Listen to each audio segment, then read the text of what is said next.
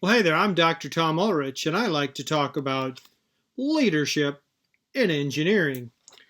Hey, this video is actually in response to a request from one of my coworkers who asked me to do a video on the subject of giving praise to employees. And the way it was phrased was kind of like this, and if they're just doing what we're paying them for, should we really even give them praise? Isn't that, kind of unnecessary? Well, glad you asked.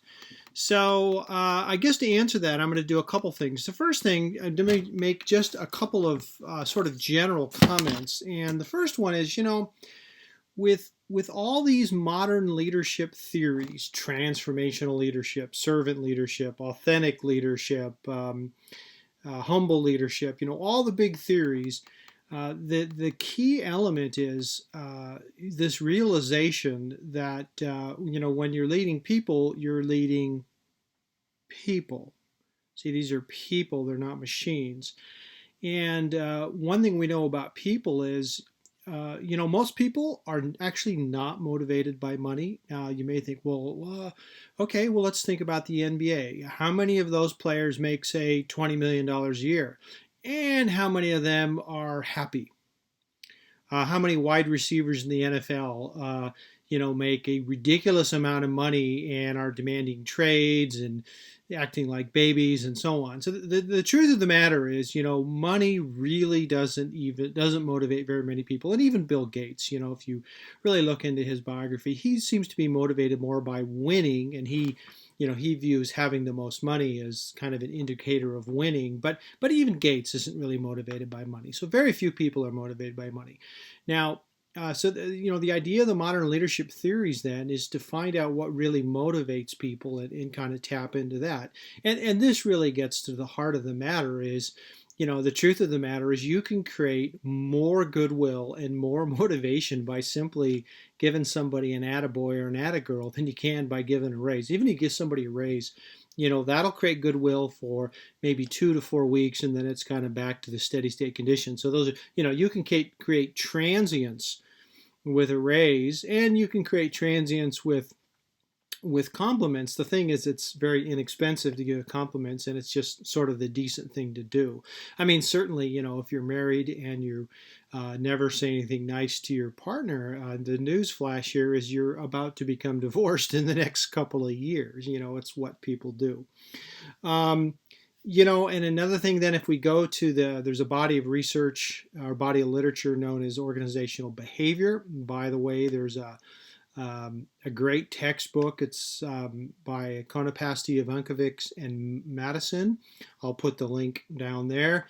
It's like $99 on Amazon, and that is truly a great textbook. It's a graduate level textbook, but if you work your way through that whole thing, you will learn so much about really more about managing than leading. But if you're an engineering manager, that's a book you really ought to work through.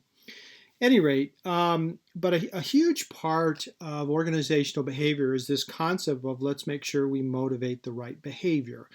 And Kathy and I just got a puppy a few weeks ago, kind of seemed like, well, when you get a puppy, you have to be home a lot. COVID-19, good time to get a puppy. Anyway, so we're going through the whole thing of training the puppy and took a class and all that. And, the whole thing is when they do something wrong, you kind of make this noise, you kind of make a noise that really clearly communicates don't do that. And then when they do something, oh, good boy, good Oliver, good, you be all that. And I'm not saying that, being a manager is like training a puppy. They're profoundly different, but there are a few things in common, and one of them is there is real utility in being very clear, giving very clear feedback when the person's doing well. That would be praise and compliments versus when they're doing something undesirable. In video, a third thing I'd say is in video 19, I talked about this idea of management by exception. It's all about bosses who only criticize and, kind of what's up with that. And all the research is pretty overwhelmingly affirms the idea that that's a terrible idea. You'll destroy morale and you'll have a high turnover rate and all these things. And, the idea of management by exception is that you kind of don't say anything unless it's some correction, and there's sort of two forms. The one where you're sort of on the prowl looking, just trying to catch him doing something. And then there's the less aggressive form where you're not looking, but, the only time you react is when you see something you don't like. And if you don't want to be that kind of boss, logically, I think you have two options. The first option is don't say anything at all. Because if you're predisposed to only say negative things and you don't want to be that guy, you can just stop talking. Now, that's the same as abdicating your role in leadership. Now, it's not that I'm against giving negative messages. I'm against giving only negative messages. By the way, the ratio ought to be pretty profoundly in the favor of, like 10 to 1 or something. I mean, you almost have to put little coins in the piggy bank to kind of save up to say some, give some corrections. A lot of, in fact, in marriage seminars and things, people will say, talking to your spouse, you got to say 10 positive things for every one negative thing you say. And that's a pretty good rule of thumb. I mean, basically be positive. So if you don't want to abdicate your role, your responsibility to correct when necessary, that means you are going to have to say some positive things, which I think pretty much means you're going to hand out some praise. The other thing, particularly in the organizational behavior literature, the research shows a absolute correlation between bosses who give praise and employee job satisfaction. Now, that's significant because job satisfaction is also known to correlate inversely with turnover. Let me put that another way. The degree to which you give praise and give recognition and kind of have some positive feedback going is the degree to which you'll retain your employees. So if you say to me, do I have to give praise to all my employees? And the answer is no, just the ones you don't want to quit.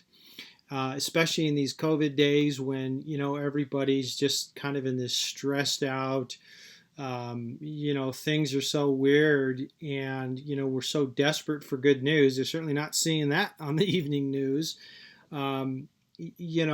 Just a simple compliment can be really refreshing to the soul. And by the way, all the predictions are that there's going to be there already is a shortage of engineers, and that's going to get worse for probably the next 10 years. And so, now's the time to do everything you can think of to increase employee retention, which means, hand out some compliments, hand out some praise, call people out. All right, so that's kind of the literature I was aware of to prepare for this video. I did a quick literature review, and I found two recent articles that I think are worth mentioning. So the first one is by a guy named Jim Hornickel, and he had an article in a publication called Training. It's in the July-August 2018 edition. And, he said that the one thing he said that I really liked is he broke down giving praise into sort of three components. So the first thing he talks about there being praise versus acknowledgement versus appreciation. So, his idea of praise is you kind of give kind of the general statement. Thank you. That was excellent, and there is some value in that, but it sort of lacks specific. Acknowledgement, what happens there is now you move to being more specific. You don't just say you did great. You say, hey, this was a very difficult schedule. I know it took a lot of overtime. But you really knocked it out of the park, and this is a very clever solution, and it seems to be bug-free or just whatever.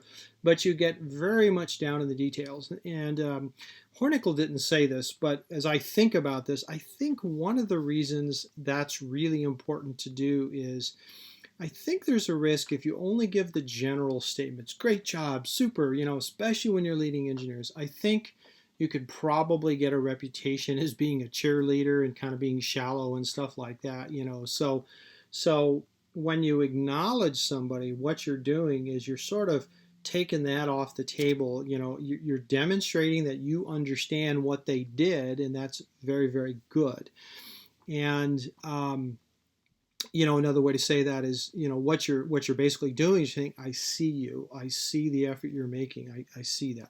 Speaking of seeing the effort, the third thing Hornickel says is appreciation. And his idea there is you kind of acknowledge the character it took to accomplish this. So, hey, I know, this was a difficult task. You did it on time. That was really great. And that really showed your perseverance. That really showed your team commitment. Or you sort of, as you give the praise, you're sort of acknowledging that this is a very positive reflection of inner characteristics.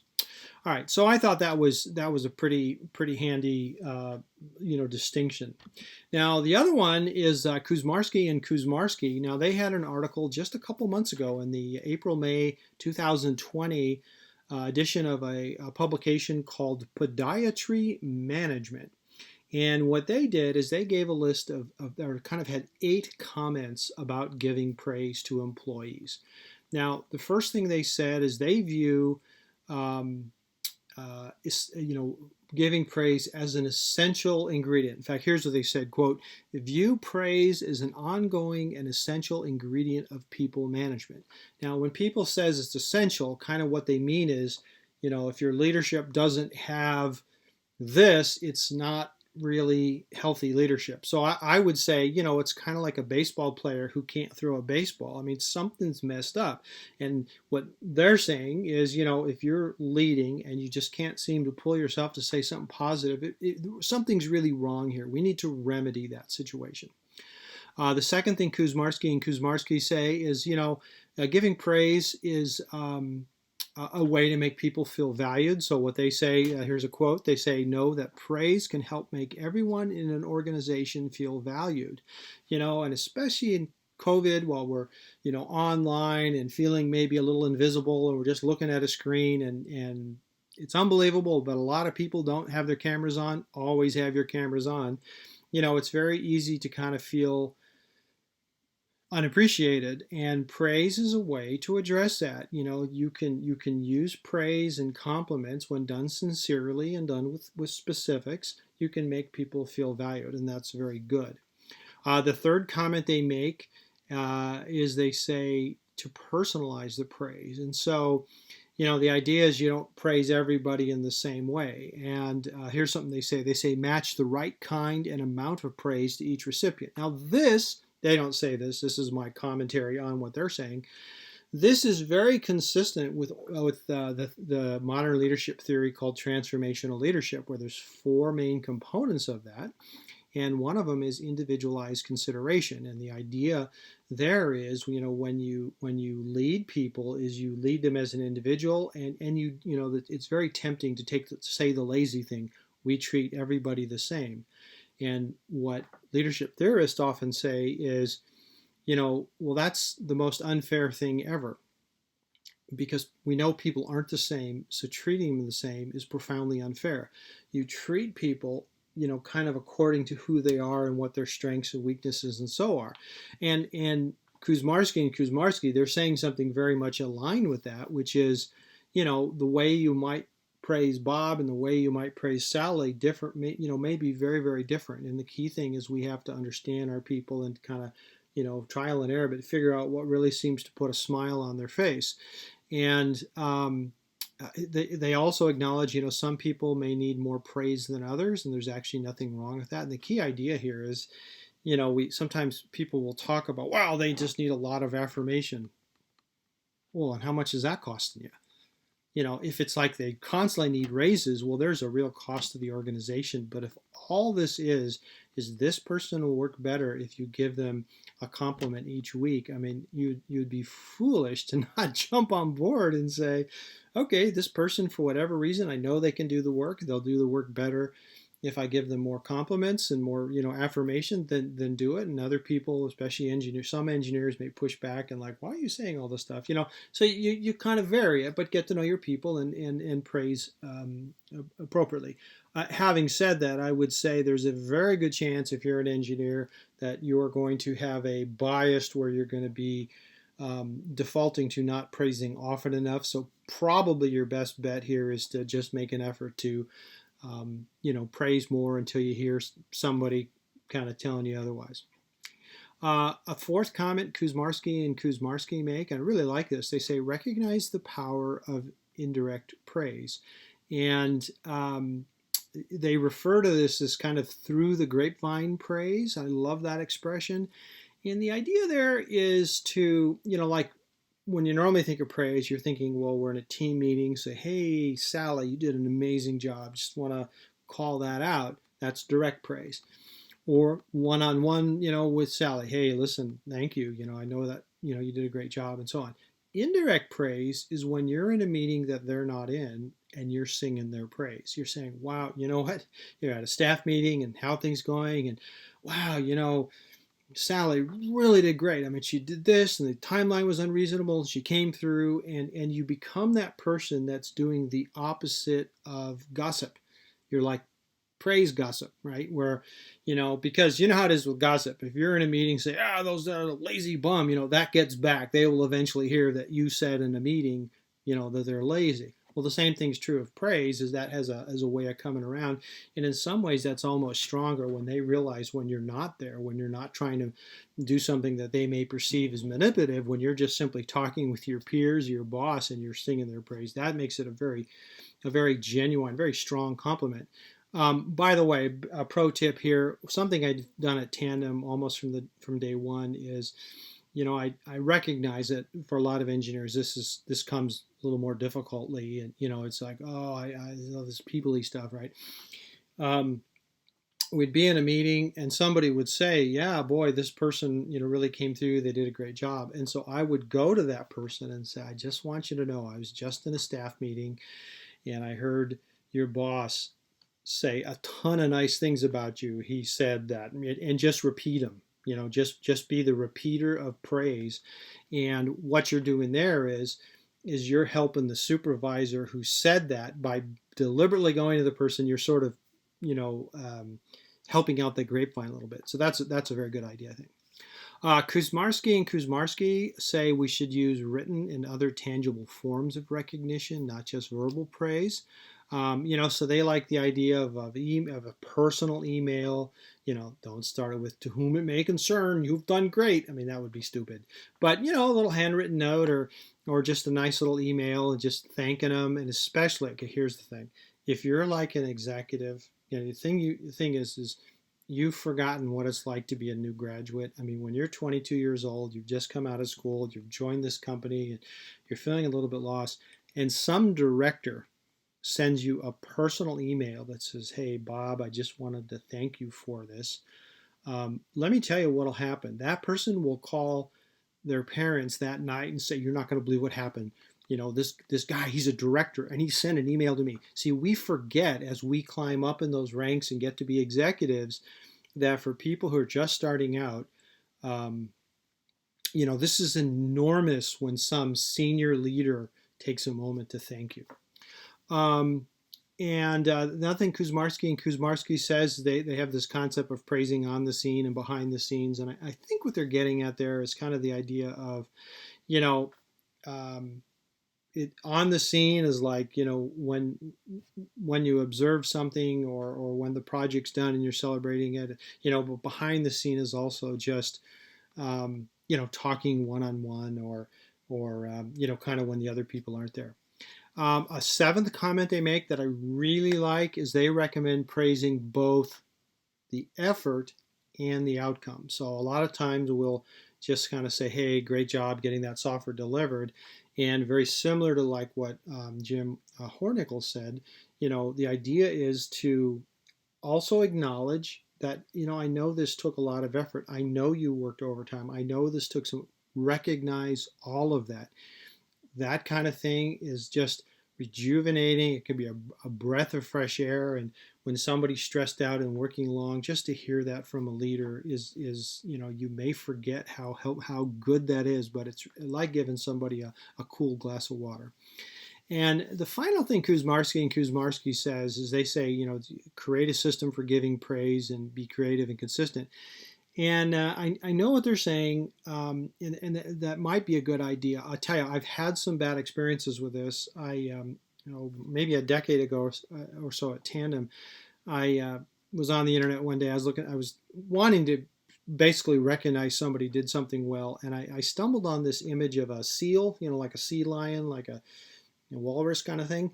And it was just this really cute picture of this seal that had just kind of stuck its nose out of the ocean. You could see its little nose and the whiskers, and it looked like it was smiling. And so I took that picture and I wrote on it. I used the tools to put seal of approval. And then it was a small little thing, so I put I think I had 8 of them on a standard piece of paper, so I could print them out 8 at a time and get the paper cutter and, cut them up so they're not that big.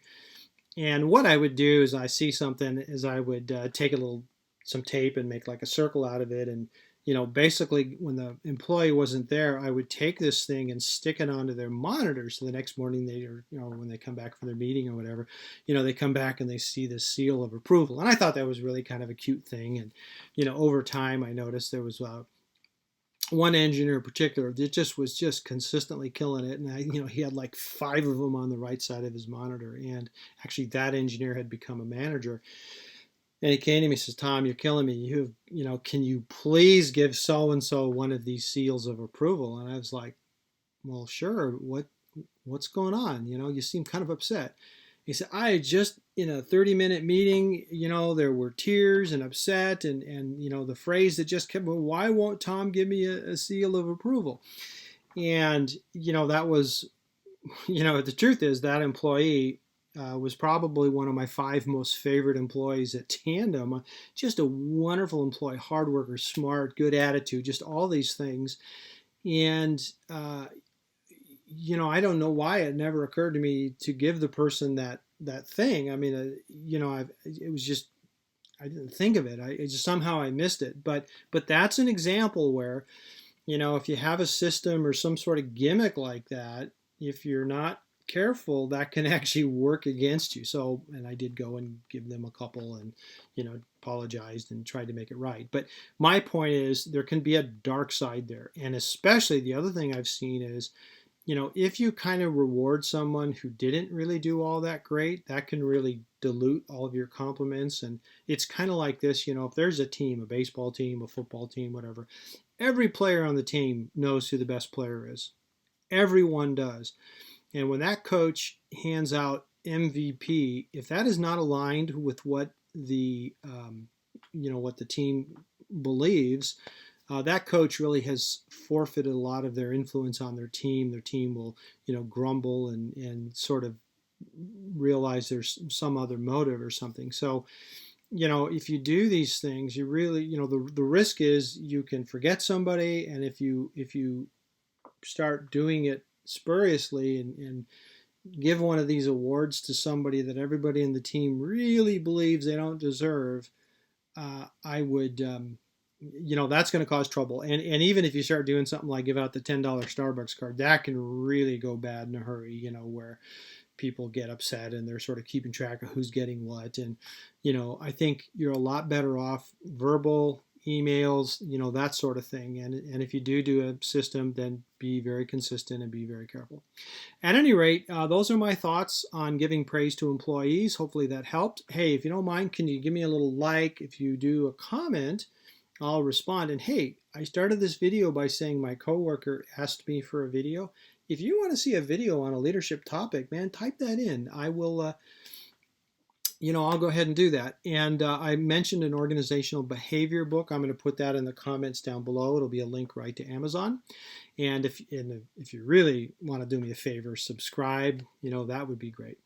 At any rate, hopefully that helps. I'm Dr. Tom Ulrich, Engineering Leadership Guy, and we'll talk to you next time.